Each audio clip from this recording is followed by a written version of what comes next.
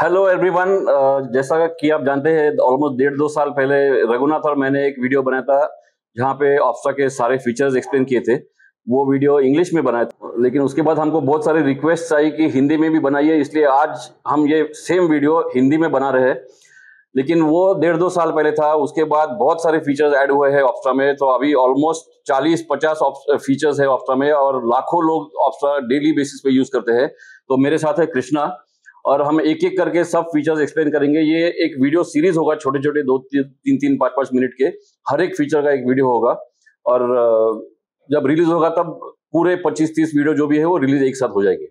तो वेलकम कृष्णा, एक एक करके शुरू करते हैं। Thank you sir. अभी हम शुरू करते हैं बिल्डर के साथ, जो कि ऑप्स्ट्रा का मोस्ट प्राइमरी पार्ट है, जिसको कि हम स्ट्रैटेजी बिल्डर भी बोलते हैं। यहाँ पे हम हमारी फ्यूचर एंड ऑप्शंस की स्ट्रैटेजीज बना सकते हैं। तो ये है ऑप्स्ट्रा फॉर डिफाइनेड सिक्योरिटीज। इसमें हमको Nifty, bank Nifty, fin Nifty और स्टॉक्स के साथ साथ करेंसी और कमोडिटीज का भी स्ट्रैटेजीज बनाने का मौका मिलता है। करेंसी और कमोडिटीज सिर्फ डिफाइनेड सिक्योरिटीज में है, जिसमें you need a demat account, और वहां पे सिर्फ एफएनओ नहीं बल्कि करेंसी और कमोडिटीज के भी पे ऑफ ग्राफ प्लॉट हो सकते हैं। राइट। तो उसके साथ साथ अभी हमने न्यू रिलीज में ये जो प्री डिफाइंड स्ट्रेटजीज है उनको काफी बढ़ा दिया है। जैसे कि आप देख सकते हैं यहाँ पे 3 कैटेगरीज हैं, bullish, bearish and non directional. हर एक कैटेगरी में हमने number of predefined strategies को ऐड कर दिया है। ये कुछ मोस्ट कॉमनली यूज्ड स्ट्रेटजीज हैं, जिसको कि आप मैन्युअली बनाने के बजाय डायरेक्टली एक सिंगल क्लिक पे स्ट्रेटजी आपकी बना के दिखाते हैं। से for example short straddle, the most common strategy. इस पे हम क्लिक करेंगे तो by default at the money select हो गया एंड एक्सपायरी हम यहाँ से चेंज कर सकते हैं। जैसे कि अगर किसी को वीकली करना होगा तो हम 13 जुलाई कर देंगे, एट द मनी चेंज हो गया। एंड मंथली करना होगा तो मंथली करके नंबर ऑफ लॉट्स यहाँ से हम इंक्रीज या डिक्रीज करके डायरेक्टली सेल बटन पे क्लिक कर देंगे तो हमको उसका पे ऑफ चार्ट मिल जाएगा। तो अब यहाँ पे भी आपको कुछ नए एडिशंस दिख रहे होंगे, जैसे कि ये जो हमारा फ्यूचर्स एंड स्पॉट चेंज करने का जो टॉगल करने का बाय डिफॉल्ट स्पॉट पे है और फ्यूचर्स पे चेंज कर सकते हैं। यस, बाय डिफॉल्ट स्पॉट है, बट अगर आपने इसको कभी फ्यूचर्स कर दिया तो ये ऑटोमेटिकली सेव कर देगा। नेक्स्ट टाइम ओपन होगा तो फ्यूचर एग्जैक्टली नेक्स्ट टाइम आप ओपन करेंगे तो आपकी सेटिंग को ये सेव करके रखेगा और नेक्स्ट टाइम उस हिसाब से ओपन कर देगा। ठीक है।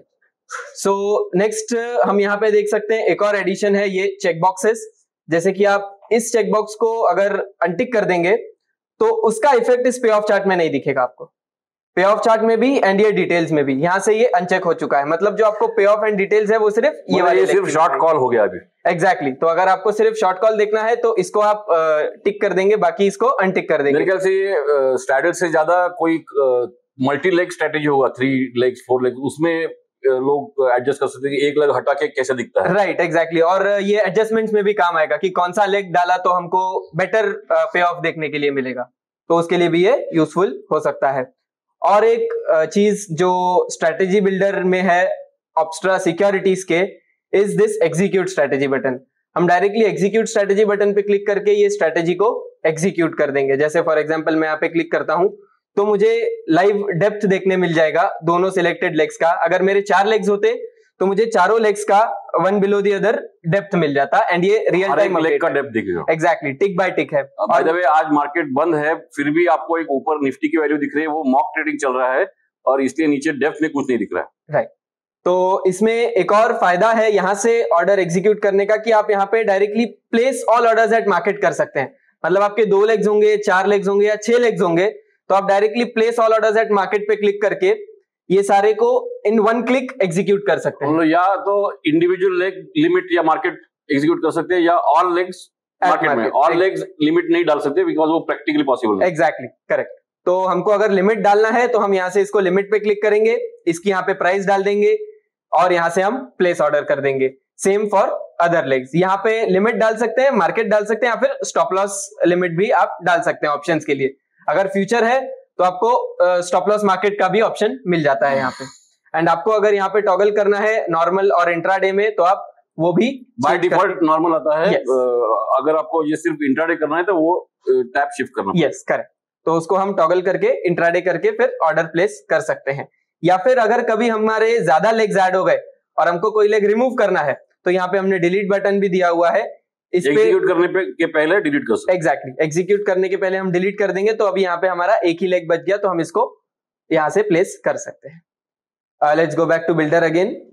तो यहाँ पे जैसे हमने देखा कि हमने प्री डिफाइंड स्ट्रेटेजीज में से हमारी कोई स्ट्रेटेजी बनाई, right. We have another method कि यहाँ पे हम मैन्युअली भी डाल सकते हैं, जैसे कि ऑप्शंस में यहाँ मतलब ये पुराना जो स्ट्रेटेजी बिल्डर था एग्जैक्टली उसके हिसाब से, राइट, पुराने स्ट्रेटेजी बिल्डर के हिसाब से हम यहाँ पे मैन्युअली डालेंगे।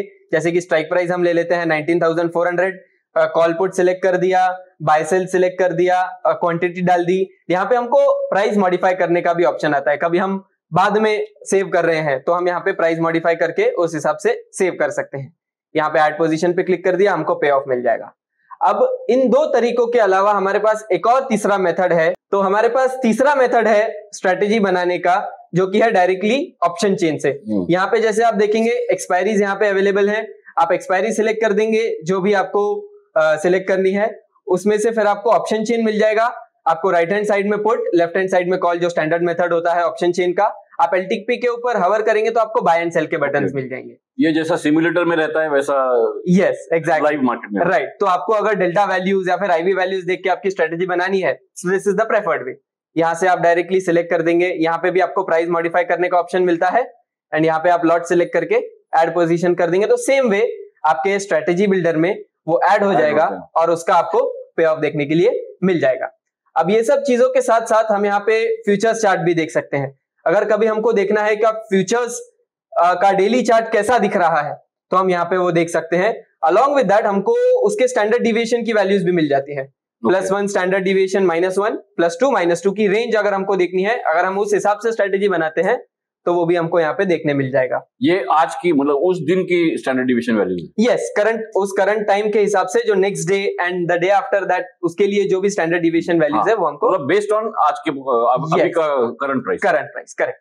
और उसके साथ साथ हमको अगर ग्रीक्स स्टडी करना है तो हम ग्रीक्स टेबल में आ जाएंगे और यहाँ पे हमको individually leg by leg IV, delta, theta, gamma, vega मिल जाएगा, और उसके साथ साथ हम पोजिशनल वैल्यूज भी देख सकते हैं। मतलब ये पूरे स्ट्रेटेजी का पोजिशनल ग्रीक्स है। एग्जैक्टली तो हमारा नेट, जो भी हम नेट बोल सकते हैं इसको, नेट ग्रीक्स जो है हमको यहाँ पे देखने मिल जाएगा, दोनों लेग्स मिला के, राइट। तो ये जो हमारा ग्रीक वैल्यू है बाय डिफॉल्ट वो परसेंटेज में है, परसेंटेज यूनिट है इसका।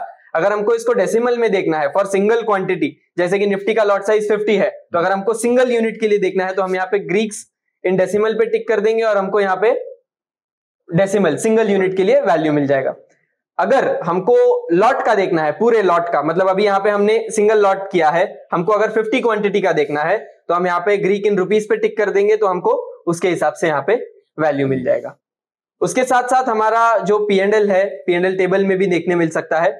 यहाँ पे आप इंडिविजुअल P&L देख सकते हैं, लाइक आपका एंट्री प्राइस कितना था, करंट प्राइस कितना है, और अगर आपने वो लेग एग्जिट किया हुआ है तो उसका एग्जिट प्राइस अगर आपने डाला होगा तो वो मिल जाएगा आपको, और उसके हिसाब से आपका P&L। अच्छा, ये जो डेटा है मतलब प्राइस ऑफ कॉल पुट या P&L, ये कितना लाइव होता है? डिफाइनेड सिक्योरिटीज के स्ट्रेटेजी बिल्डर में 30 सेकंड का ऑटो रिफ्रेश होता है। ओके, मतलब एवरी 30 सेकंड्स आपका जो प्राइजेस है ये अपडेट होता रहेगा, और वो ऑटोमेटिक अपडेट है, राइट, ऑटो रिफ्रेश है ये। तो 30 सेकंड्स में आपको प्राइजेस, ग्रीक्स, P&L आपको सारा अपडेट होता हुआ मिलता रहेगा।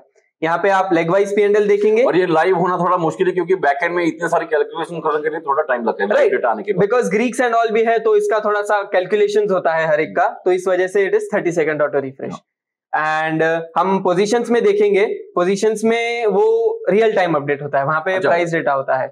ओके, सो पे ऑफ ग्राफ पे जो देखेंगे वो 30 सेकंड रिफ्रेश, और पोजीशंस में P&L लाइव दिखता है, राइट, क्योंकि वो आपकी रियल पोजीशन है तो दैट इज सेंसिटिव, तो वहां पे आपको रियल टाइम मिल जाएगा। एंड हम पोर्टफोलियो भी देखेंगे, पोर्टफोलियो में आपको 20 सेकंड ऑटो रिफ्रेश का ऑप्शन मिलता है।